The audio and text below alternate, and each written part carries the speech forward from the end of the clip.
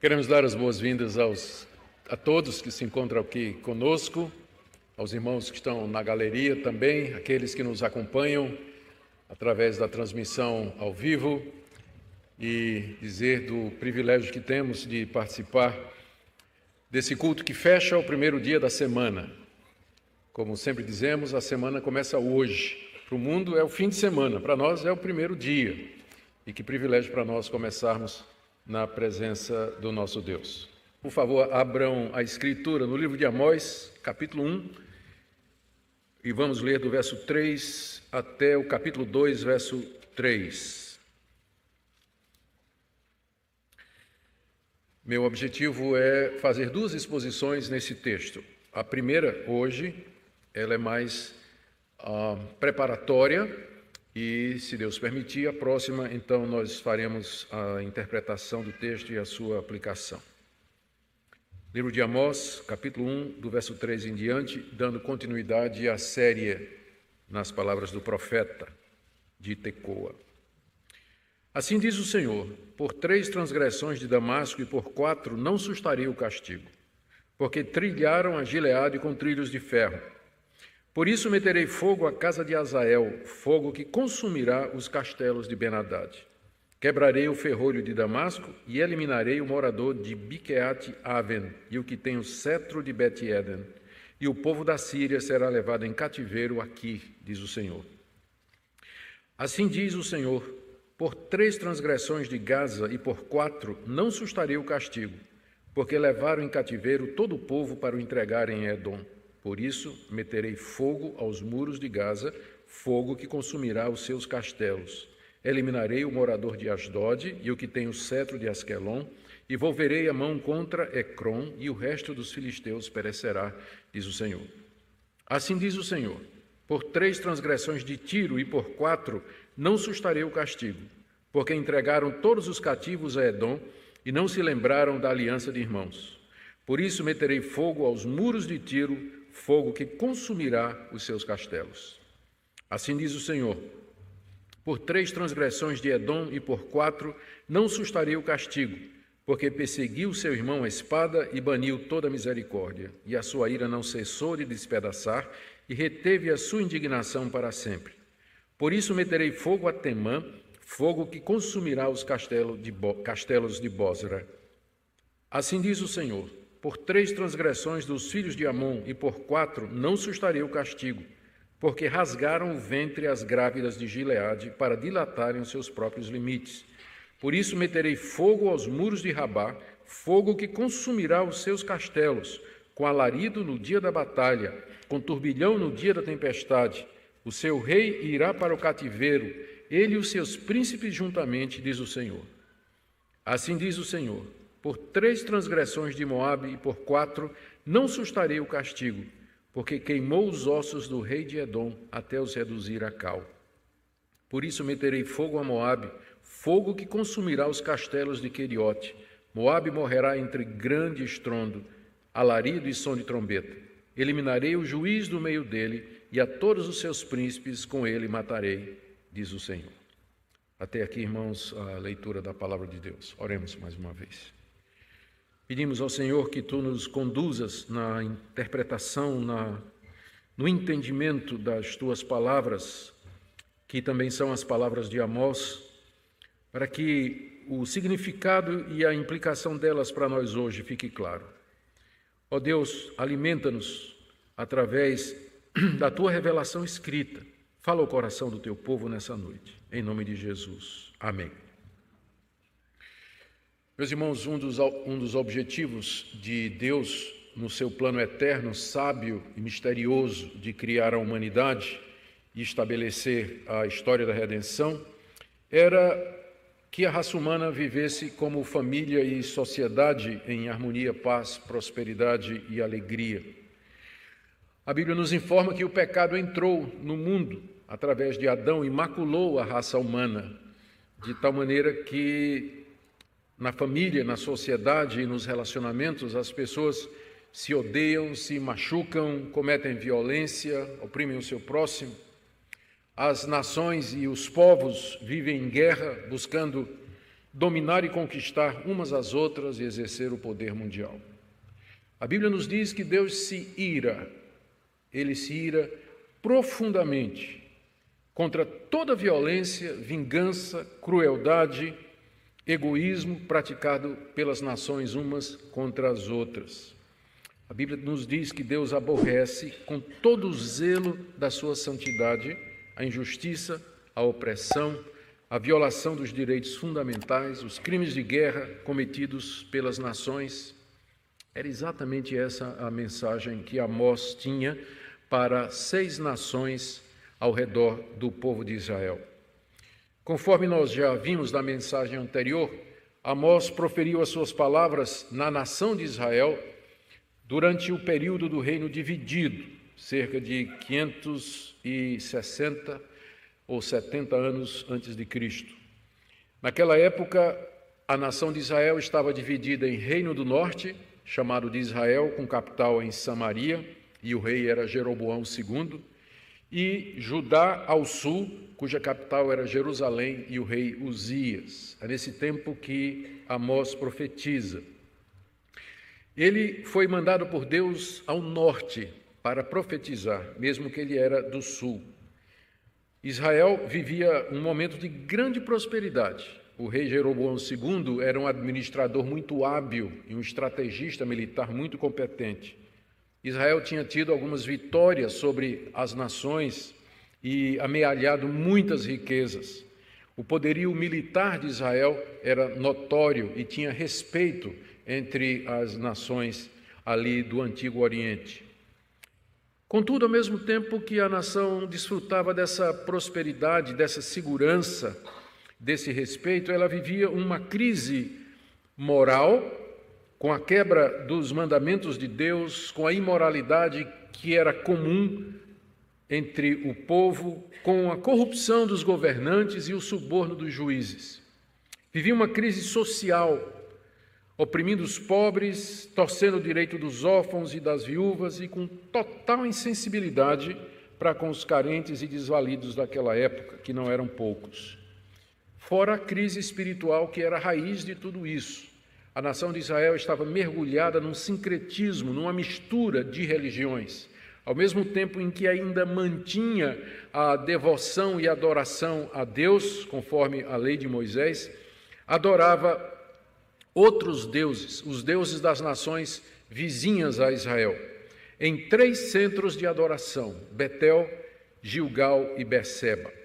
Deus então levanta Amós e manda que ele vá até Israel e que ali profetize contra aquela nação. Amós era um criador de ovelhas, um pequeno agricultor em Judá. Ele não era nem profeta nem filho de profeta, mas amava a Deus e estava disposto a obedecê-lo. E sai então do sul e se dirige ao norte trazendo as palavras de Deus. Mas antes de profetizar sobre Israel, Amós traz palavras de Deus contra as nações inimigas de Israel, os seus vizinhos. A Síria, cuja capital é Damasco, a Filístia, a Fenícia, Edom, Amon e Moabe. Ele não chegou a ir a essas nações, como Jonas, por exemplo, foi pessoalmente a Nínive, capital da Síria, porque, na verdade, a sua audiência principal era a nação de Israel. O que Amós queria é que os judeus ouvissem o que é que Deus tinha contra aquelas nações. Ele está pregando em Israel e dizendo: assim diz o Senhor, vou castigar os filisteus, vou castigar os amonitas, vou castigar os moabitas, vou castigar os sírios e a nação de Israel. Muito bem, é isso mesmo que Deus tem que fazer. Só que eles não percebem que Amós está armando uma armadilha. Porque depois de dizer tudo isso, ele vai dizer: por 3, 4 transgressões de Israel, eu não vou perdoar. Amós, na verdade, está fechando a forca no pescoço dos judeus. Ele começa primeiro condenando as nações vizinhas, para mostrar como, em contraste com aquelas nações, o pecado do próprio povo de Deus era muito maior e muito mais grave. Até que finalmente ele fecha a forca no pescoço de Israel, como nós veremos na próxima mensagem. As palavras de Amós, a sua mensagem era essa, que Deus é um leão que ruge. Verso 2, o Senhor rugirá de Sião, um leão que está prestes a saltar sobre a sua presa. A sua voz é como de um trovão, ainda verso 2, o Senhor rugirá de Sião e de Jerusalém fará ouvir a sua voz. Essa expressão, fará ouvir a sua voz, ela é usada no Antigo Testamento para se referir ao ribombar do trovão. Deus é um leão que está rugindo, pronto a saltar sobre a sua presa, e como o trovão que antecede a tempestade, a sua voz soa entre as nações. E os efeitos do ataque do leão são devastadores. Final do verso 2, os prados dos pastores estarão de luto e secar-se-á o Monte Carmelo. Deus vai rugir contra as nações ao redor de Israel, que estão cometendo todo tipo de transgressão umas contra as outras e contra o próprio Israel. Mas depois o leão vai rugir contra o seu próprio povo, como nós veremos em seguida. Hoje nós vamos ver as palavras de Amós contra as nações vizinhas.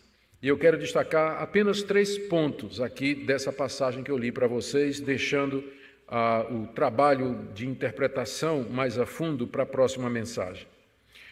O primeiro ponto que fica claro disso que Amós está fazendo aqui é que o Senhor Deus de Israel, ele governa sobre todas as nações. Ele começa essa sessão aqui, em que ele profetiza contra esses povos, dizendo, assim diz o Senhor, verso 3. Assim diz o Senhor, verso 6.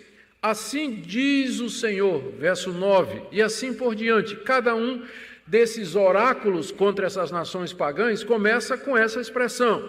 Assim diz o Senhor. A palavra Senhor aqui é a palavra hebraica Yahweh, que é o nome de Deus no Antigo Testamento. É o nome com o qual ele se revelou à nação de Israel. É o nome do Deus da aliança de Israel, o Deus único e verdadeiro. O Senhor, ou Yahweh, ele não era crido e nem adorado nessas nações. Talvez elas até tivessem algum conhecimento sobre o Deus de Israel, da história do Êxodo, da conquista da Terra Prometida. Talvez eles tivessem ouvido falar sobre isso. Eles tinham seus próprios deuses. Por exemplo, Baal, Milcom, Astarote, Renfã, Moloque, Azera, Nebo, Dagon, todos eles mencionados na Bíblia. Eram os deuses que essas nações adoravam. Ainda assim, mesmo que Deus não era o Deus desses povos, ele se dirige a esses povos como se ele fosse o único Deus. Tanto é que nem menciona os deuses desses povos, nem faz menção, passa um trator em cima deles, dizendo aqui, o único Deus verdadeiro aqui sou eu. E na verdade esse é o ensino de toda a Bíblia, não é? Que todas as nações estão debaixo do olhar de Deus, que Ele sonda e conhece tudo que é feito, Ele conhece a política internacional, o sistema econômico, as relações diplomáticas, os acordos, os tratados, e Ele intervém, Ele age, levantando reis, derrubando poderosos, Ele conduz a história das nações segundo o plano que Ele traçou desde a eternidade.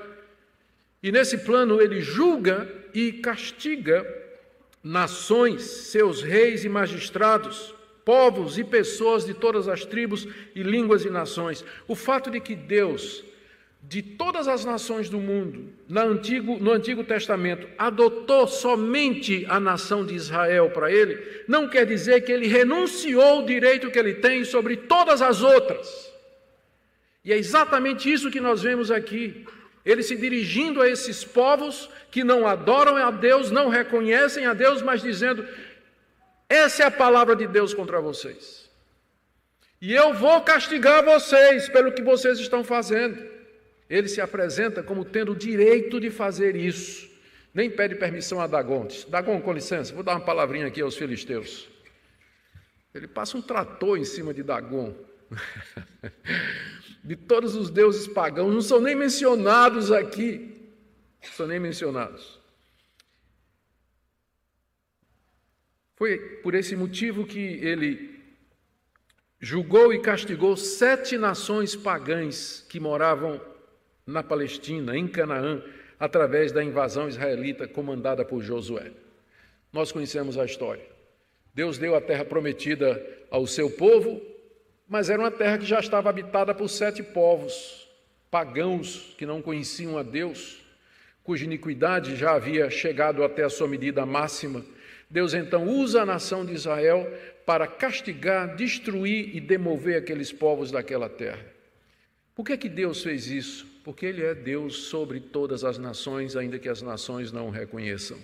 Ainda que elas tenham outros deuses e sirvam ídolos, ainda assim Deus é o Deus supremo. O fato de que Ele tem uma aliança conosco, com a sua igreja, o seu povo peculiar, não quer dizer que Ele abriu mão do seu direito de governar o mundo de acordo com o seu querer e com a sua vontade.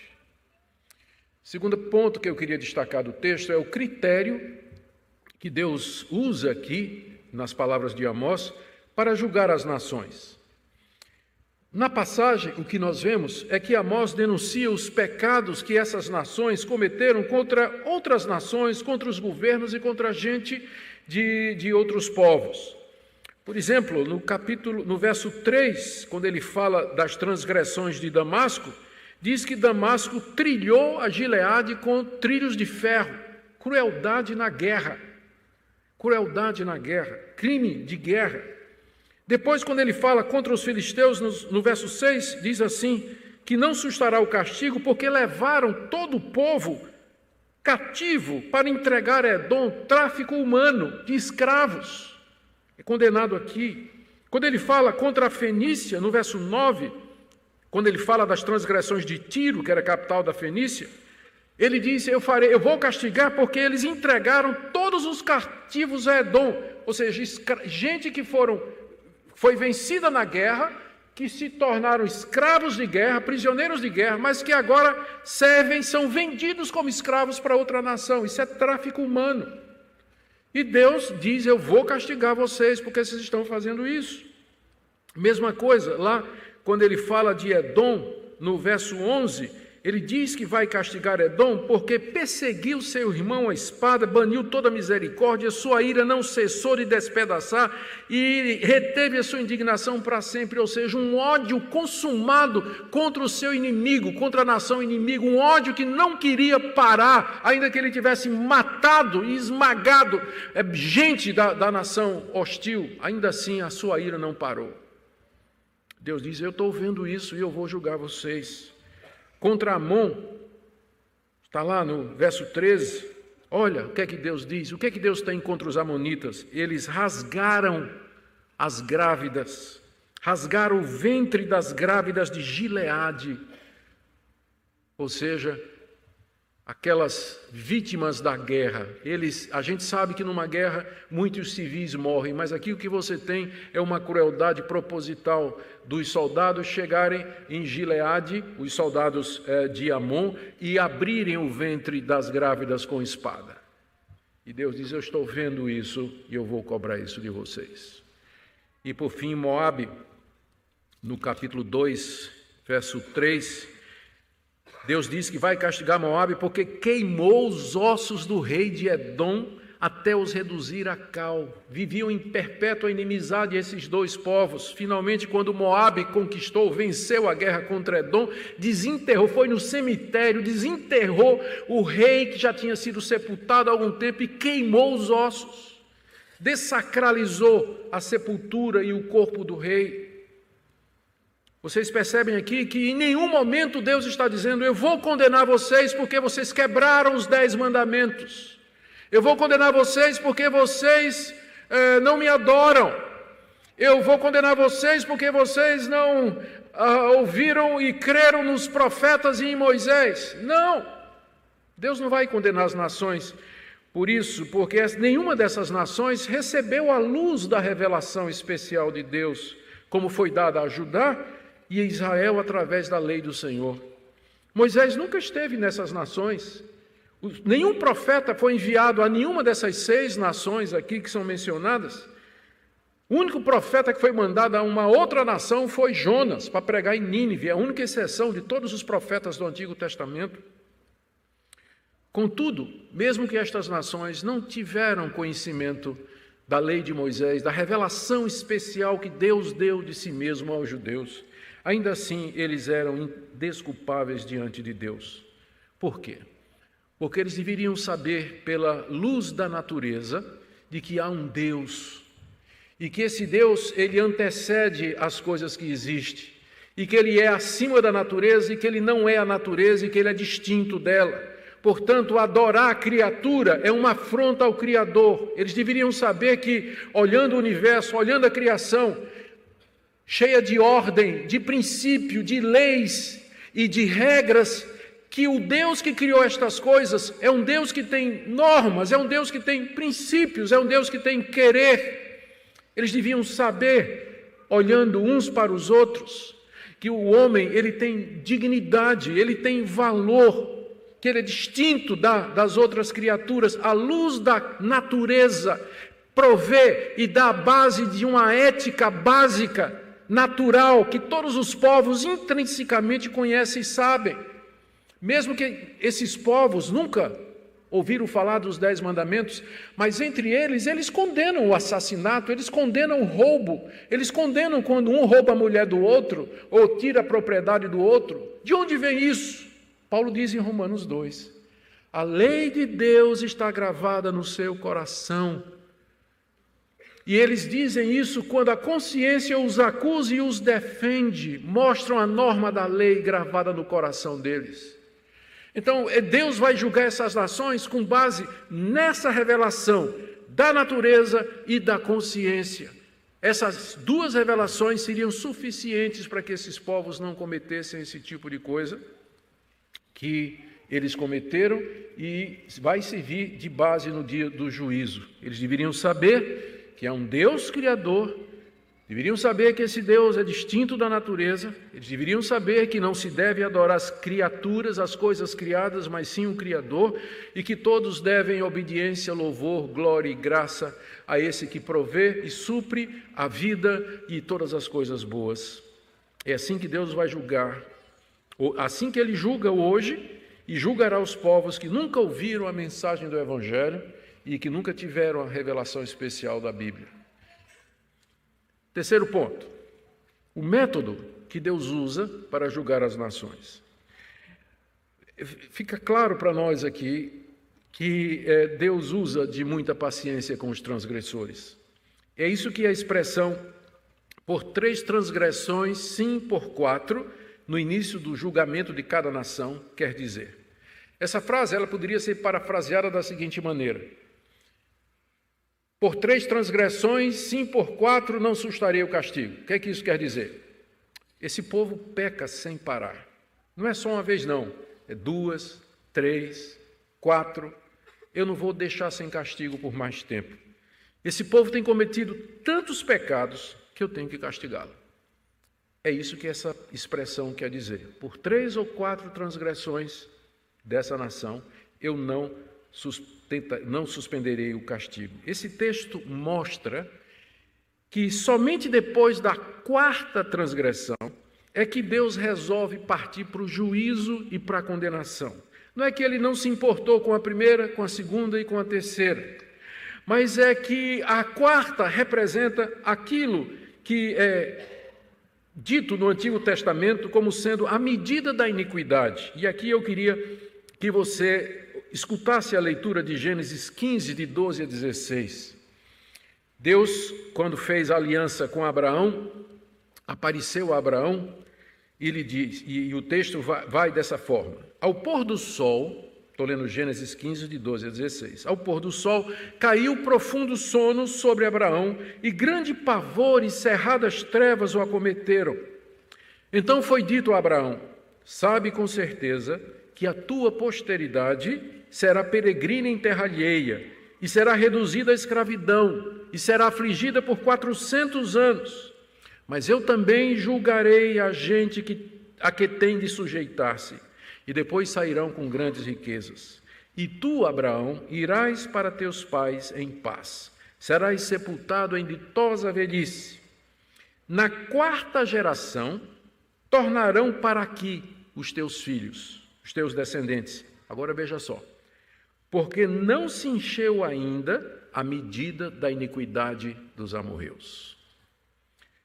Deus apareceu a Abraão e disse: Está vendo essa terra aqui, Abraão? Você vai morrer em paz, mas você não vai ganhar um pedaço dela. Mas eu vou dar essa terra aos teus descendentes. Mas só daqui a 400 anos, porque a medida da iniquidade dos povos que moram nessa terra ainda não se encheu. Eles estão na segunda ou terceira transgressão. Daqui a 400 anos é a quarta transgressão. Aí, através de Josué, eu vou liderar os teus descendentes nessa terra e eles vão destruir essas nações, porque chegou a hora do juízo dela, a hora da quarta transgressão. Esse é o método de Deus. A paciência e a misericórdia. Ele espera. A medida vai se enchendo. Primeira transgressão, segunda transgressão, terceira transgressão. Na quarta transgressão, Deus diz: agora eu não sustarei o castigo. Agora a medida da iniquidade está cheia. A medida da iniquidade está cheia. E de fato, a quarta transgressão é aquela gota d'água que transborda o cálice da ira de Deus. Cerca de 50 anos depois da pregação de Amós, os assírios invadiram o reino do norte. Invadiram aquela região, e eles conquistaram Damasco, conquistaram a Síria, mataram o rei da Síria, destruíram os palácios de Damasco. 13 anos depois foi a vez de Tiro, que era de Sidom, que também foi destruída. Todos os castelos e cidades daquelas nações foram destruídos. As outras nações, elas foram destruídas ou levadas em cativeiro 80 anos depois das palavras de Amós com a invasão babilônica. Seus governantes foram mortos ou capturados exatamente como Deus disse que faria através de Amós. Capítulo 1, verso 8. Eliminarei o morador de Asdod e o que tem o cetro de Asquelon, que é o rei, e volverei mão contra Ecrom, e o resto dos filisteus perecerá. Onde estão os filisteus hoje? Eles não existem mais. Capítulo 1, verso 5. Quebrarei o ferrolho de Damasco, eliminarei o morador de Biquiat-Aven, e o que tem o cetro de Bet-Eden. Bet-Eden era a capital, ou é onde morava, era uma das cidades reais lá de Damasco, da Síria, além de Damasco. E o povo da Síria será levado em cativeiro. Aconteceu 50 anos depois que Amós disse essas palavras. Ainda capítulo 2, verso 3. Eliminarei o juiz do meio de Moabe, e todos os seus príncipes com ele matarei, diz o Senhor. Onde estão os moabitas? Onde estão esses povos que são mencionados aqui? A quarta transgressão trouxe o juízo de Deus sobre eles. Seus governantes foram mortos ou capturados. Queridos, o que é que nós podemos aprender dessa passagem, além desses 3 pontos aí, que são 3 pontos teológicos que nós podemos tirar da passagem? Eu tenho aqui algumas lições para nós. A primeira, recapitulando, nosso Deus, Ele é o Senhor soberano sobre todas as nações e sobre todos os povos, mesmo sobre aqueles que nunca ouviram falar dEle. Os deuses das nações são falsos, são invenções humanas, só existe um Deus, o Deus que se revelou a Israel através da lei e dos profetas, o Deus que se revelou em Cristo Jesus e através dos apóstolos e autores do Novo Testamento. Esse é o único Deus verdadeiro. Os deuses das nações são invenções humanas, fruto de doutrinas de demônios, mas não procedem do verdadeiro Deus. Deus, como tal, ele deve receber, minha segunda lição aqui, ele deve receber toda obediência. Deus fez um pacto com Adão. Deixa eu ir um pouco mais fundo aqui. Deus fez um pacto com Adão quando Adão foi criado, nosso representante. E esse pacto é chamado Pacto das Obras, que exigia a obediência perfeita de Adão para que Adão recebesse a vida eterna. Adão quebrou o pacto, desobedeceu a Deus e precipitou toda a raça humana, toda a sua descendência no pecado, na corrupção, na culpa e na condenação.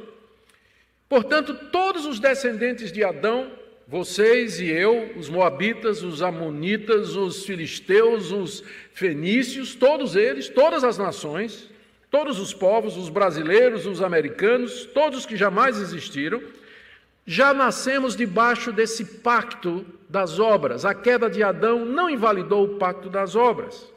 Ou seja, ou nós obedecemos perfeitamente a Deus, ou seremos condenados e castigados aqui e eternamente. Todo ser humano está debaixo dessa condição, quer ele acredite em Deus ou não. Ele está debaixo dessa condição. E é por isso então que Deus mandou Amós profetizar às nações, porque aquelas nações, como descendentes de Adão, estão debaixo do pacto das obras. E Deus, portanto, tem o direito de cobrar. Deus exige obediência dos povos, mesmo que esses povos estejam na sua idolatria, rebelde, na hostilidade e inimizade dos seus corações contra a luz da natureza e da consciência. Como eu disse para vocês, terceiro ponto, não existem povos, tribos ou raças que sejam inocentes diante de Deus. É inacreditável que no meio do povo evangélico ainda tem gente que acredita no mito do indígena inocente. De que os índios lá no meio do mato da Amazonas, vai tudo para o céu, porque eles adoram o sol, a lua, as estrelas, as árvores e os animais, assim, porque eles não conhecem a Deus. E aquilo é uma expressão aquelas religiões são uma expressão da sinceridade, embora ignorante, dos indígenas. A Bíblia diz que, na verdade, essas religiões, elas são fruto da rejeição que o homem faz da luz da natureza e da luz da consciência. A Bíblia nunca olha para essas religiões de maneira positiva, mas exatamente como fruto da rebelião do homem contra Deus. Contra Deus. Note que Deus aqui não está condenando essas nações porque não rejeitaram Moisés, porque nunca ouviram falar de Moisés, mas porque cometeram crimes contra outras nações, violando a luz da verdade que brilha na criação e na consciência. Aqui tem uma quarta lição que eu queria chamar a sua atenção. Essa é a razão, começar de outra maneira, a razão pela qual as violências, guerras, crueldades, injustiças cometidas por países nos seus relacionamentos, a razão pela qual esses crimes não são punidos imediatamente é que Deus segue esse método da terceira ou quarta transgressão. Deus observa e anota a transgressão dessas nações, e na quarta, quando a medida estiver cheia, ele haverá de mandar seus juízos e seus castigos. Eu digo isso que tem muita gente que vê as guerras, vê a crueldade que foram feitas nas guerras, e eles perguntam onde está Deus. Nós acabamos de ver que Deus, ele tem o tempo dele. Ele espera até que a medida da iniquidade esteja completa. Eu não sei quando a medida da iniquidade de um determinado povo vai se encher, mas eu sei que Deus sabe. Onde estão esses povos que são mencionados aqui? Eles não existem mais. Eles foram todos destruídos. Deus haverá de mandar seu juízo e castigo no tempo certo, só que é o tempo dele, não o nosso. Por isso, não fique cobrando de Deus. Deus, por que o Senhor não faz alguma coisa com toda essa crueldade que está acontecendo, por exemplo, nos países muçulmanos, que está acontecendo na África, o terrorismo que está acontecendo lá na África, com milhares, genocídio. Deus está vendo. E Ele sabe quando é o tempo da quarta transgressão.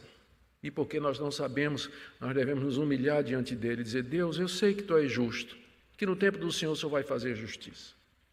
Quinta lição.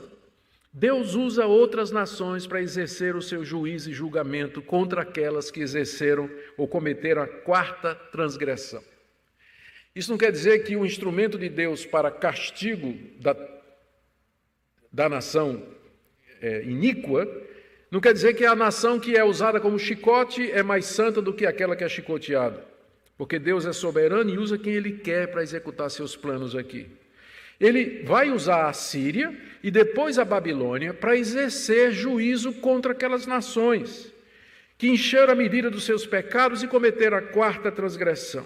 Da mesma forma, Ele pode mandar catástrofes, desastres, destruir a economia, o sistema financeiro, derrubar reinos e regimes. Ele pode fazer isso. Quando eu olho a história ou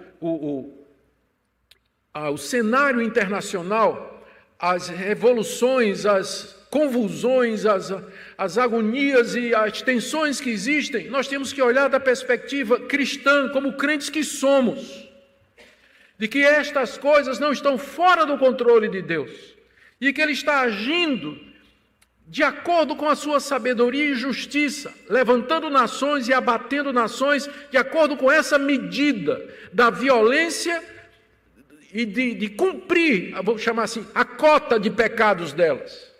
Deus tem o tempo dele. O mundo não é um trem desgovernado, correndo sem controle. Nada acontece ao acaso, mas há um Deus que controla todas as coisas. Por isso é que vem meu sexto ponto de conclusão. Conclusão longa, hein? Faz parte do papel dos cristãos. Aqui nós vamos colocar no lugar de Amós. Faz parte do papel dos cristãos aqui nesse mundo mostrar a sua indignação e santa ira contra toda violência, injustiça, insensibilidade dos governos para com as pessoas, inclusive aqui no Brasil. Eu creio firmemente que o crente pode participar de movimentos, assinar documento, aderir a greve, se manifestar em redes sociais, desde que faça isso de maneira legítima, sem usar de violência e com respeito. Eu, sinceramente, eu sempre tive alguma dificuldade quando nós não tivemos, até agora, né? A gente não sabe como vai ser esse governo, mas nos anteriores, o povo brasileiro discordava totalmente ou em parte desse governo aí, e às vezes se dirigia crente, né? Gente crente, em termos assim muito pejorativos. Eu creio que a gente pode manifestar o nosso desagrado contra as autoridades, mas lembrando que não há autoridade que não proceda de Deus. E que mesmo aquelas que estão erradas, elas têm que ser tratadas de maneira respeitosa. Não por conta delas, mas por conta de Deus, que as colocou ali. Então, eu creio firmemente que nós temos não é só o direito, mas o dever de ser a voz profética no país onde Deus nos colocou. E nos manifestar, usar todos os meios legítimos. Eu queria que Deus levantasse mais jovens que quisessem ser políticos, bons políticos, jovens que pudessem se dedicar a servir a Deus nessa área tão necessária, onde os políticos que nós temos, às vezes, nos dão vergonha. Nos dão vergonha. Que Deus levantasse. Tem muita gente que pensa que para servir a Deus ele tem que ser pastor. Não, seja um deputado honesto, que busca os interesses do país, em vez de ser despachante de igreja. Que tem deputado que é evangélico que é eleito para ser despachante de igreja, facilitar a construção de templo, né, carrada de tijolo para construir, fazer uma reforma. Não. Se ele foi eleito, ele foi eleito para o bem do Brasil. E como nós precisamos de políticos que pensem assim, políticos evangélicos que pensem assim. Sétima lição. Somente no dia do juízo é que Deus vai fazer justiça plena nas nações, por isso até aquele dia você tem que confiar. Você tem que conviver com a injustiça. Vai ter governo que vai ter leis injustas. Só existe um Messias, e não é esse que está aí não. Só tem um Messias que vai de fato libertar-nos de todo o jugo e de toda a injustiça e de toda a opressão. E nós aguardamos a chegada desse Messias, e aqui é o meu último ponto, é que o leão que ruge contra as nações, ele é também o leão de Judá. Ele é o Cordeiro de Deus, é Ele que vai presidir o julgamento das nações. Esse julgamento que está prefigurado aqui, ele vai ser presidido pelo Senhor Jesus Cristo, como está lá em Mateus 25. Naquele dia, quando o Filho do Homem vier, Ele se assentará no trono da sua glória e as nações serão reunidas diante dEle. E aí Ele vai dizer às nações: apartai-vos de mim, malditos, para o fogo eterno, porque eu tive fome, tive sede, estava preso, passando necessidade, e vocês foram insensíveis. Esse vai ser o critério, exatamente o critério de Amós aqui. É o leão da tribo de Judá, o Cordeiro de Deus, o nosso Senhor e Salvador Jesus Cristo, que no dia do juízo, Ele exercerá seu cetro de ferro para quebrar as nações como vaso. Exatamente por isso. Porque violaram a sua revelação, a revelação natural e da sua consciência. Eu termino aqui com uma palavra para você que está vivendo em pecado e abusando da graça de Deus. Talvez haja alguém aqui nessa noite que esteja nessa situação. cometeu a primeira transgressão, não caiu nenhum raio. Ele se animou para cometer a segunda. Também não caiu nenhum raio. E ele pensou, talvez Deus não se importe, ou talvez isso não seja tão sério. Cometeu a terceira. Agora, na próxima, você vai ouvir o rugido do leão. A paciência de Deus tem limite, especialmente com quem sabe a verdade, insiste em viver no pecado. Por 3 ou 4 transgressões, não sustarei o castigo, diz o Senhor. Não abuse da graça de Deus. Se você sabe que está errado, se você sabe que seu relacionamento está errado, se você sabe que sua postura, a sua conduta está errada, antes que o leão ruja, se arrependa e venha a Ele humildemente, porque Ele é um Deus que tem mais prazer em perdoar do que em condenar, como a sua palavra nos diz. Talvez tenha alguém aqui nessa noite que tem dificuldade em entender como é que um Deus todo-poderoso e totalmente bom deixa tanta injustiça acontecer no mundo. Eu sei que tem gente que luta com isso. E aqui está a resposta de Amós. Nós não sabemos os desígnios secretos de Deus, o que nós sabemos é isso, é que Deus está vendo. E no tempo dele, da maneira dele, segundo o método dele, ele vai fazer justiça e juízo aqui nesse mundo. Se não aqui, no dia final. Enquanto isso não acontece, ele aguarda o nosso arrependimento e a nossa conversão. Confiemos nesse Deus, ainda que nós não compreendamos completamente. Isso vai nos ajudar a conviver com a injustiça sempre presente aqui nesse mundo. E a todos nós, que Deus nos dê graça para servir ao leão de Judá, ao Senhor Jesus, juiz de tudo e de todos, diante de quem um dia todo joelho se dobrará e toda língua confessará que Jesus é Senhor, para a glória de Deus Pai.